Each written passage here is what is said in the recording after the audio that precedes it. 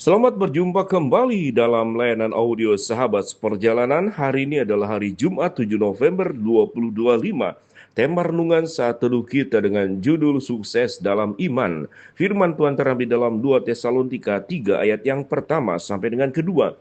Selanjutnya saudara-saudara berdoalah untuk kami supaya firman Tuhan beroleh kemajuan dan dimuliakan sama seperti yang telah terjadi di antara kamu, dan supaya kami terlepas daripada pengacau dan orang-orang jahat, sebab bukan semua orang beroleh iman. Mari kita berdoa. Bapa yang di dalam sorga, biarlah di tengah-tengah kami berjuang mencari kemajuan di berbagai aspek. Kami tidak melupakan untuk sukses dalam kemajuan iman kami. Dalam nama Tuhan Yesus kami berdoa. Amin. Shalom sahabat seperjalanan yang dikasihi Tuhan. Semua orang ingin maju. Semua orang ingin sukses. Semua orang ingin berhasil. Semua orang tatkala mengerjakan apa yang menjadi fokus dan mimpinya tanpa hambatan, tanpa kesulitan mencapai garis akhir atau pencapaian seperti yang diharapkan. Bagi seorang atlet tentu adalah kemenangan-kemenangan di dalam setiap pertandingan. Bagi seorang pengusaha tentu adalah income omset yang makin hari adalah makin baik. Bagi seseorang yang menjadi ilmuwan, tentunya kebanggaannya adalah dia menemukan ilmu-ilmu baru yang tidak ditemukan oleh pihak lain, dan dia dikeluar sebagai ilmuwan. Karena tentu ilmuwan sifatnya dalam melakukan riset. Bagi mereka mungkin yang disebut dengan sukses, anak-anak muda yang mencari pasangan hidup, sudah berganti-ganti pasangan, tidak ada yang cocok, berkali-kali kemudian bertemu dengan orang yang terjadi adalah kemudian akhirnya saling menyakiti. Tetapi bertemulah dengan satu sosok yang persis seperti dalam doa, dan itu sudah didapatkan, sudah berjalan sekian lama. Lalu kita bersyukur, aku sukses sudah mendapatkan pasangan hidup. Bagi mereka kemudian yang sudah menikah sekian lama tidak dikaruniai anak, bukankah kita sering bertemu dengan jemaat yang seperti demikian? Pak Pendeta, doakan saya sudah menikah sekian lama, belum memiliki anak. Maka sewaktu kemudian positif istrinya diberikan anugerah buah hati sampai mengandung, sampai melahirkan, itu adalah keberhasilan sukses yang luar biasa. Tetapi apa yang dimaksud dengan sukses iman? Mari kita melihat kembali dalam 2 Tesalonika 3 pertama sampai kedua. Selanjutnya saudara-saudara berdoalah untuk kami supaya firman Tuhan beroleh kemajuan, atau iman kami beroleh kemajuan dan dimuliakan sama seperti yang telah terjadi di antara kamu, dan supaya kami terlepas dari para pengacau dan orang-orang jahat, sebab bukan semua orang beroleh iman. Ini adalah bagian daripada berdoa dan bekerja.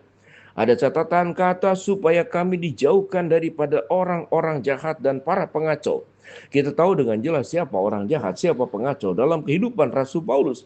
Tentu adalah mereka-mereka dari kerajaan Roma, mereka-mereka yang punya ideologi berbeda.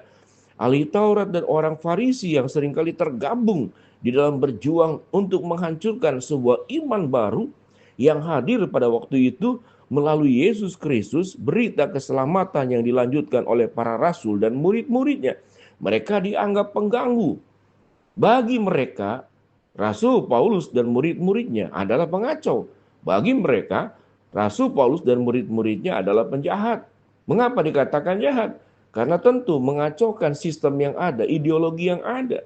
Bagi mereka yang sudah menyembah dewa, melakukan praktek-praktek perdukunan, datanglah Paulus. Bukankah itu mengacaukan sistem yang ada pada waktu itu? Dan bukankah itu menjadi sebuah kejahatan menurut versi mereka, tanda kutip? Karena seringkali dukun-dukun pada waktu itu mendapatkan penghasilan finansial, uang dari praktek perdukunan yang dilakukan.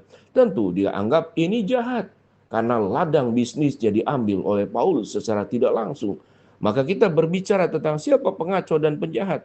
Adalah mereka-mereka yang tidak suka dengan kebenaran, yang sudah tidak suka dengan Kristus, yang tidak suka dengan berita keselamatan, yang dianggap itu adalah merusak sistem yang ada, merusak keuntungan mereka, merusak popularitas mereka, merusak juga para pengikut mereka yang tadinya mengikut mereka menjadi beralih mengikut Kristus. Bukankah itu kekacauan dalam versi mereka? Tetapi pada bagian ini, apa yang dimaksud dengan sukses dalam iman? Tatkala kita sudah menjadi anak Tuhan, kita tetap membutuhkan uang. Tatkala kita sudah menjadi anak Tuhan, kita tetap butuh tempat tinggal, yaitu rumah. Tatkala kita sudah jadi anak Tuhan, kita tetap butuh pekerjaan untuk melangsungkan hidup. Tatkala kita sudah menjadi anak Tuhan, kita butuh hal-hal yang ada di dalam dunia. Sebagai orang lain juga membutuhkannya, mungkin kendaraan, motor, atau mobil. Tetapi apa yang dimaksud dengan iman? Apakah iman kemudian bertolak belakang dari semuanya itu? Tidak demikian. Kita diminta oleh Tuhan beriman, percaya Tuhan mencukupkan. Itu semuanya finansial. Beriman dan percaya bahwa masa depanmu adalah masa depan penuh dengan keberhasilan. Itu adalah iman. Bagaimana Tuhan memberkati Abraham, anak cucunya, dengan tanah yang dijanjikan oleh Allah, yang berlimpah anggur, susu, dan madu. Bukankah itu bentuk daripada semua berkat-berkat secara dunia? Tetapi di atas semuanya itu, kita tidak boleh kemudian menggeser kedudukan dan posisi Tuhan, iman percaya kita kepada Tuhan. Sewaktu kita berhasil, orang-orang beriman akan berkata bahwa keberhasilan kesuksesanku ini adalah karena berkat Tuhan, karena pertolongan Tuhan, karena kekuatan Tuhan, bukan karena aku pribadi. Artinya orang beriman, tatkala berhasil, tatkala sukses, dia tidak memuliakan dirinya sendiri, tetapi dia menyerahkan seluruh kemuliaan untuk Tuhan. Bagaimana dengan orang beriman? Orang beriman tatkala diberkati oleh Allah, dia tidak lupa memberikan perpuluhan. Dia tidak lupa berbagi berkat kepada mereka yang tersingkirkan, mereka yang terpinggirkan, mereka yang lemah, mereka yang tidak masuk dalam hitungan orang-orang yang berkedudukan di dalam dunia ini. Mereka menjadi perhatian orang-orang beriman. Orang-orang beriman akan melindungi anak yatim dan piatu. Orang-orang beriman akan memperhatikan nasib janda-janda. Orang-orang beriman akan memperhatikan mereka-mereka yang terpinggirkan, mereka yang terkucilkan, mereka yang mengalami luka kehidupan, mereka yang kemudian tidak dianggap masuk hitungan dalam daftar orang-orang bagi mereka yang berjuang hanya untuk duniawi. Jadi artinya, orang yang beriman sukses dalam iman bukan berarti orang yang mengasingkan dari dunia. Kita tetap ada di dalam dunia. Kita tetap bekerja di tengah-tengah dunia. Kita tetap mengejar sebagaimana orang-orang lain pun untuk seluruh kebutuhan-kebutuhan kita. Kita boleh berharap, bermimpi, sukses, kaya, hebat, luar biasa. Tetapi yang terutama, orang beriman tidak pernah menjadi sombong. Orang beriman tidak pernah mengambil kemuliaan untuk diri sendiri. Orang beriman akan berkata, seluruh kemuliaan hanya bagi Allah. Tanpa Tuhan aku tidak bisa apa-apa. Orang beriman, tatkala mendapatkan kesuksesan, dia tidak pakai untuk kepentingan dirinya sendiri. Dia akan pakai seluruh keberhasilannya untuk melakukan dua perintah Tuhan. Kasihilah Tuhan Allahmu dengan segenap hatimu, dengan segenap jiwamu, dengan segenap kekuatanmu, dan dengan segenap akal budimu. Dan kasihilah sesamamu manusia seperti dirimu sendiri. Seluruh kesuksesannya adalah untuk kemuliaan Allah. Dan seluruh kesuksesannya dalam rangka lebih memudahkan untuk bisa mengasihi Allah dan sesama. Biarlah kita menjadi orang-orang yang sukses dalam iman. Kita berdoa. Bapa dalam surga, terima kasih buat kebenaran firman Allah yang kami pelajari. Hamba-Mu berdoa buat sahabat perjalanan yang sakit, Tuhan jamah sembuhkan, yang sedang menghadapi masalah, Tuhan bukakan jalan, yang sedang berdoa, mengharapkan sesuatu.